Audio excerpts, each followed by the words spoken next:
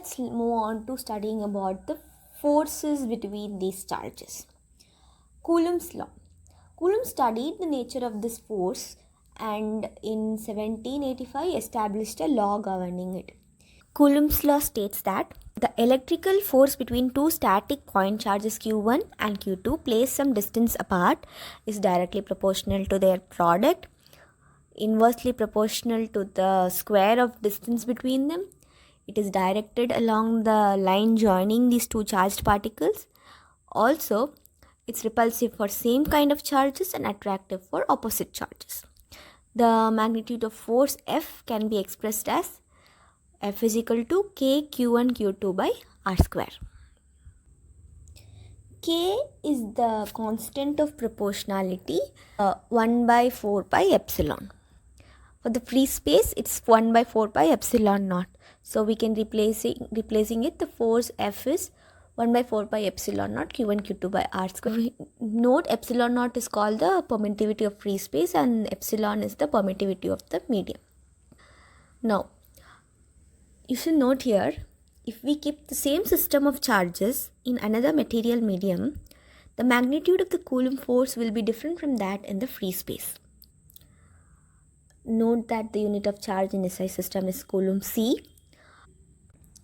Here the value of K and epsilon naught is given here in the SI unit system of units, and note the value of K and epsilon naught and also the unit which will be further used to solve the problems.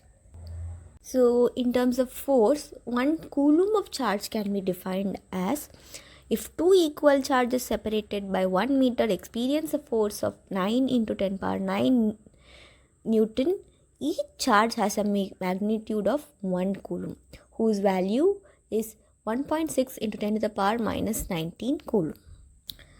Now, let's conclude the Coulomb law. It is an inverse square law.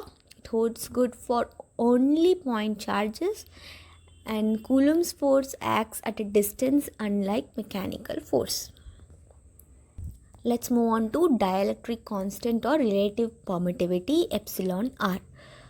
The ratio of forces between two charges Q1 and Q2 separated by distance r when kept in free space and material medium gives us the dielectric constant. Its value is always greater than 1. Next, force is a vector quantity. It depends on not only on the magnitude but also on the direction. So we'll see the vector form of Coulomb's law.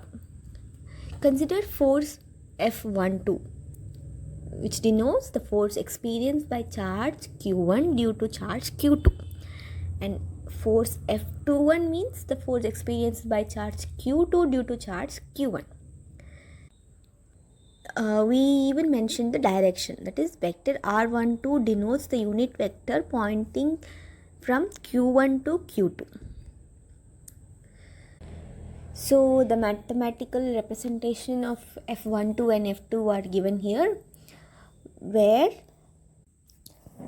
the positive sign in equation 1 indicates the force is repulsion because Q1 and Q2 are positive, and the negative side indicates the force is attractive because Q1 is positive and Q2 is a negative charge. Coulomb's law obeys the principle of action and reaction between two charges. Therefore, force F12 is equal to minus F21. That is, they are equal in magnitude but opposite in direction. In general, we can write the expression for the force between two charges as F is equal to K Q1 Q2 by R square, and the R12 denotes the direction.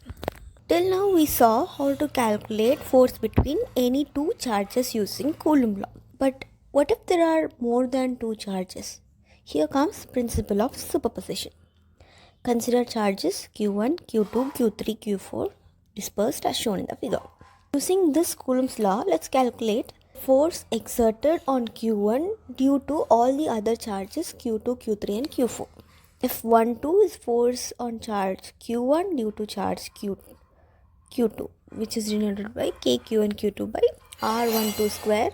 By the direction R12 is a unit vector.